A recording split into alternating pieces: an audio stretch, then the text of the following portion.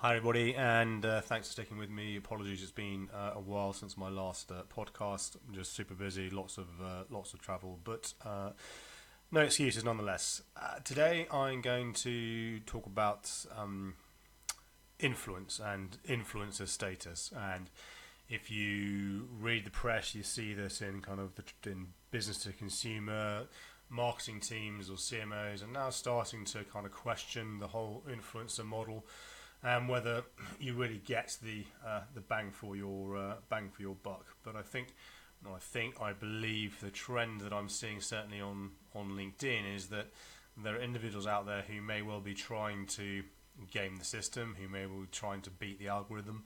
And the thing with LinkedIn is a platform, it's the only one where they don't actually explain to you really how it works and what you should or shouldn't do. There's some excellent independent research.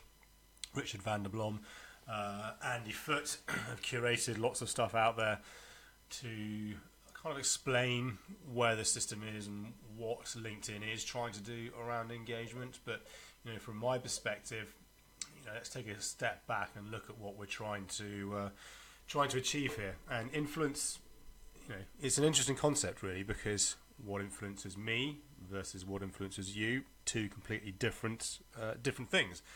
I could see a Nike advert, you could see the same Nike advert, and that could influence us to do not buy the shoe, have a different view on life, or whatever it might be. And within your own network, you have your own sphere of influence. If you sort of think about who influences you within your family, within your wider family, within your friends, at work, etc., it's all very, very subjective. And if one looks up the definition of influence in the dictionary, we've got a noun, the capacity to have an effect on the character, development, or behaviour of someone or something, or the effect itself. So, a lot can happen within the word influence and what that means and who it influences, etc., and so on. If we then go on to, let's pause. Everyone is an influencer, as I've just rambled through. Everyone influences. Everything that we do, everything that we comment, we share, we like, etc., is influenced. And what the challenge is in all of this is predicting who is going to be influenced by what to do the thing that you want them to do. So in a marketing perspective, in sales perspective, but certainly in marketing, top of funnel stuff, it is, I want to influence people to be loyal to our brand, to ultimately come in and buy our products and then continue to buy our products, and then also ideally influence other people to do exactly the same thing. And that is the perfect scenario if we were able to understand that, or more importantly predict that. Then you're going to be in a very, very interesting place. And I highly recommend a book called Predictive Analytics by Eric Siegel, where he goes into this in depth, but does it in a way that non-data science people, such as myself, mere mortals, can actually understand what is going on in the world and where we're going to, how this is used in brand marketing, how it's used in politics, and it is all, as he refers to, the power to predict who will click, buy, lie, or even die. And the examples that he gives, just to try and give some context around this, it was a Scandinavian, I think Swedish or Norwegian telco company had a new offer. So what they did is they emailed their entire database of customers the new offer. When they actually started to go into the data, what they had found is that they had their longest serving customers, if you will, who had bought everything they were going to buy, were on the maximum subscription model or whatever it might be, by actually emailing them the fact that there was a new offer, what they had done is woken up kind of their sleeping customers. And they found that there was a higher propensity of those long-standing customers to actually leave versus those who were maybe newer to them or looking to attract net new. And what they had realised they'd done, they'd actually woken up, as I said, the sleeping customers to the fact there was a new offer. So this then maybe encouraged them to go and look, well, there's a new offer from my existing company who I've been with for a long time. Maybe I should go into the market and see what other offers are out there. And you and I know that if you are leaving a service provider, be it mobile or television or whatever it might be, typically that's when you can, leverage the best deal and get a price cut. So this got them to look into influence and influencer marketing in terms of using marketing to influence your people to do what you want to do versus not what you want to do, but also more importantly trying to segment that market to understand who they should target in the first place, so that you don't end up having a negative effect of the campaign. And interestingly, Obama did this in his campaign for president, where they were using data sets to work out which, literally down to the street or block, they should go and door knock, because they wanted to make sure that they were influencing people who were maybe on the line to do the right thing, rather than actually by turning up it would do the opposite and they would vote for the opposition party. And it's a fascinating place that we're in. If we fast forward to today, and Cambridge Analytica, unless you've been hiding under a rock for the last 18 months, it was a fascinating insight into how data that was acquired illegally, of course, but how data was used from social media to help, in theory, allegedly, predict which people would do what they wanted to do from a voting perspective, be it allegedly Trump or allegedly the Brexit. They had identified that swing vote, or those individuals who were on the fence, as it were, but then could work out what type of things were going to influence them in a way that would do what they wanted them to do. So, if you've seen Brexit and Uncivil War on Channel 4, if you're in the UK, that slim margin of people, and it was only a slim margin that the vote was won by in the grand scheme of things, was showing something like over a billion adverts around immigration and this and that, which then meant these people went on to vote for Brexit. So the great hack on Netflix is an incredible eye opener. If you take away what they were doing, the actual science behind it is incredible, and what they're able to achieve is amazing. But as I said, it's causing all sorts of problems in the world today, and kind of proves that maybe social media or other politics is not equipped to deal with social media at the moment. But whilst all of our influence is unique, one can argue that we do collectively sit in tribes of influence, which is why we support football teams or political parties or whatever it might be. If you look up tribalism implies the possession of a strong cultural or ethnic identity that separates one member of a group from the members of another group. Based on strong relationships of proximity and kinship, members of a tribe tend to possess a strong feeling of identity. E.g., iPhone versus Android, PC versus Mac, Salesforce versus Dynamic, Coke versus Pepsi, McDonald's versus Burger King, and so on and so forth.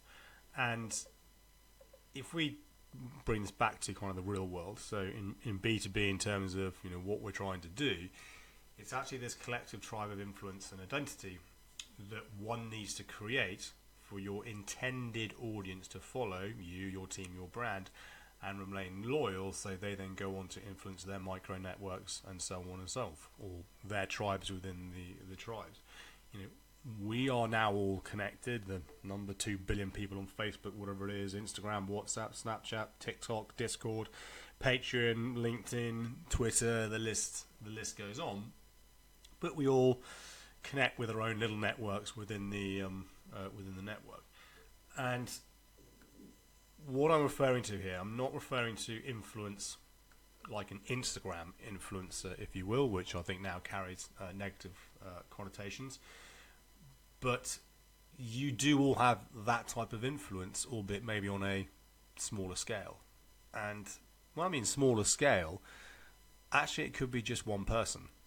That's all we need. That's all I need. I need one more person who is relevant to connect with me, who wants to meet with me, who I can then go and have a conversation with, put in a proposal, hopefully turn that into a win, and then that's revenue in the bank, and then we move on. We do a good job, then they recommend or they influence their network that actually maybe they should come and work with, or they should use our services at DLA Ignites to help with social selling, digital transformation within sales and marketing, digital transformation within HR, which is our new product we've just launched. But every single one of you who is generous enough to listen to this, I'm assuming is because you like what I say, you are influenced by what I say, and you listen to that, and then hopefully that you use this knowledge and insight that you've gained to then go on and influence your sales teams, your marketing teams, your friends, your family, whoever it might be. And that's what this is ultimately all about. Because you, I would imagine, making assumptions here, but you wouldn't recommend anyone or anything to your trusted network if it was going to risk damaging or even breaking that trusted bond. And this is, I think, what we need to kind of step back away from, is that human beings have been around a lot longer than technology, way longer than technology. And this concept of influence and trust has been around way longer than the technology of today. What technology has done has made us more connected than we had ever thought possible. As Gerd Leonhard, the Swiss futurist, says, science fiction is fast becoming science fact. And he goes on to fascinating book, Technology versus Humanity, which he wrote back in 2016 around all of this. But what we need to do, or rather what you need to do and consider, is just kind of get back to basics of what this is all about. Not focus on the likes and the followers. And it's interesting looking at what Instagram is now trialing and removing likes from news feeds. So yes, the owner of the channel or the feed can see what likes they're getting, but their audience can't, to try and drive engagement that's based on, this content's actually good, rather than this content's got 1 million likes or 1 million views. And Facebook's trialing the same now across other things, because this is what drives kind of fake news, dare I say. If it's got 1,000 likes, 1 million retweets, whatever it might be, it must be good, right? But within your own micro networks, and for most of us that's what we're talking about, because we don't actually necessarily get that level of engagement, and you shouldn't be focusing on that level of engagement. All we need is to activate your network of influence that is immediate to you, or actually ideally within your customer base. They will have a network of influence, and this is all done by sharing interesting, insightful content to then drive that conversation through.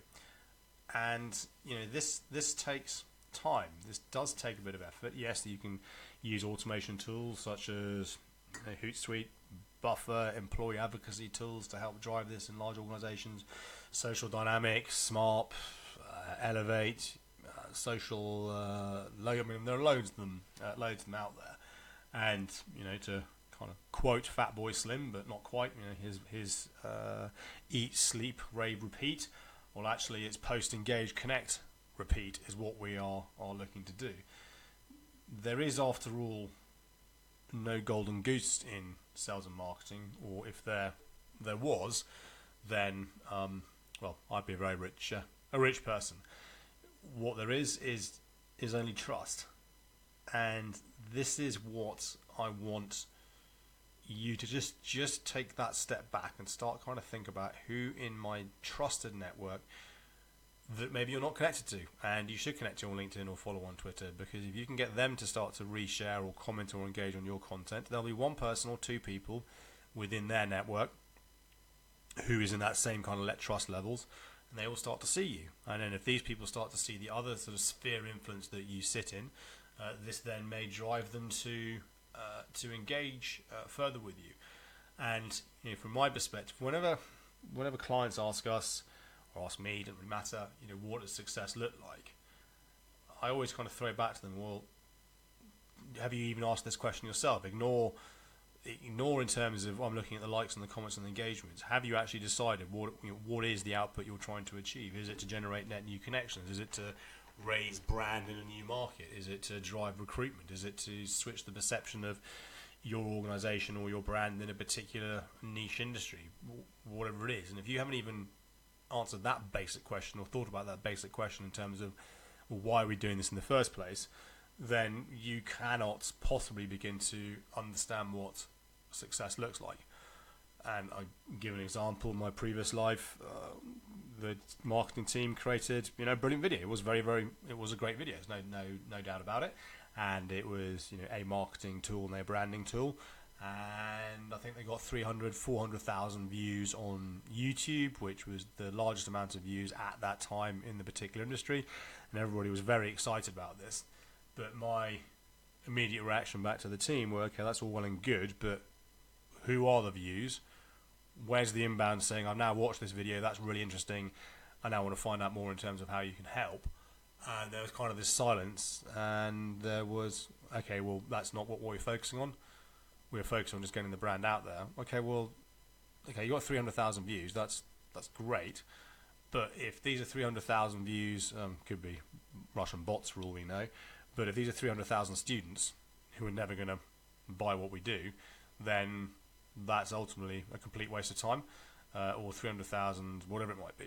So when you're looking, especially the changes in the algorithm at LinkedIn, which I'll come into in a minute, which is starting to really drive this, and you do need to understand that, I would far rather get 5-10 likes on a LinkedIn post from CMOs of large organizations, be it professional services, big tech companies, whatever it might be, than say 1,000 likes or even 500 likes or 500 views from people in the retail sector.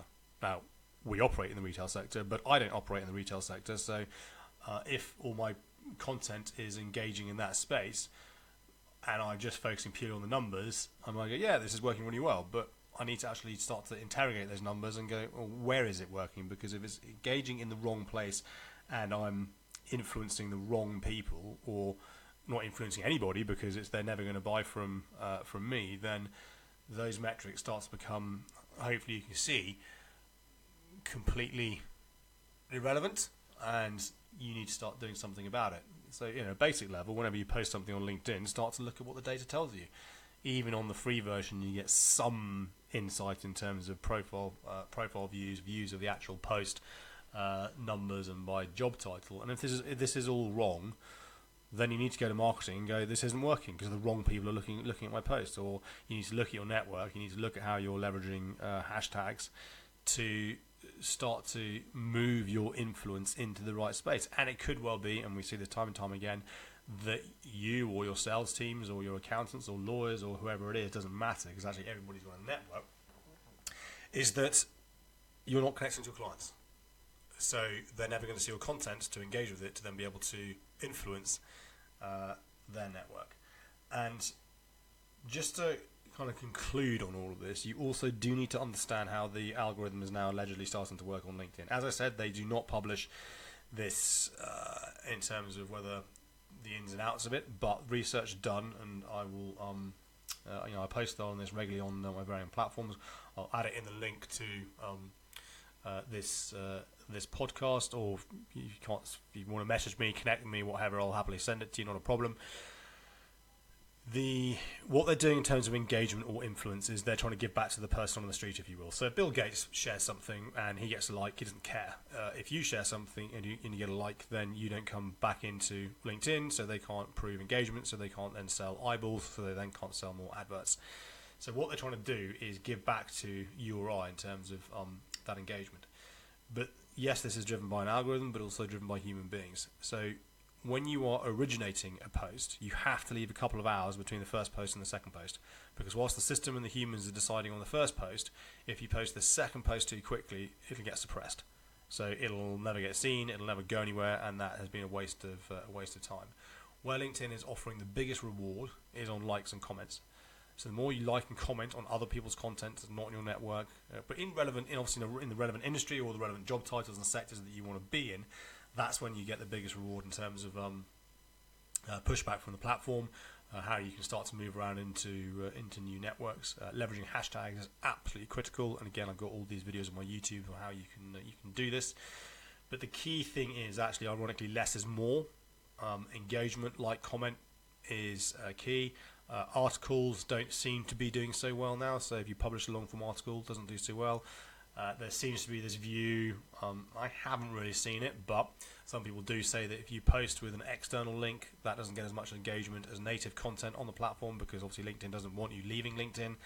And in terms of video, native video is way stronger than links. Vimeo is supposed to be okay. If you use YouTube links, it kills it. It goes absolutely nowhere. And I have tested this myself, posted 2 videos, exactly the same videos, one natively and one on linked to my YouTube channel, and the YouTube one died. I mean, I think 5 views. Normally I get 2,000 to 3,000 views on my videos, so I could tell that, yep, the LinkedIn link. LinkedIn doesn't like YouTube for whatever reason. So you do need to consider, and also get your marketing teams to understand this when they're driving content to drive influence, that some of the stuff may not be going anywhere because the system is just deciding that it's suppressing it while it's waiting for the first post to see whether they're any good. But going back to all of this, the key thing is everybody has influence. You can be an influencer, but don't focus on the volume, focus on the quality and the data analytics that you now get to be able to ascertain whether your influence is landing in the right space. As ever, thank you very much for listening. I do hope the volume was okay on that one. I have tested, and it all seems working fine at this end. If it's not, then drop me a note in the comments section or whatever it might be. But whatever you're doing, wherever you are in the world, great to have you listening to this. As always, thank you very much, and until next time.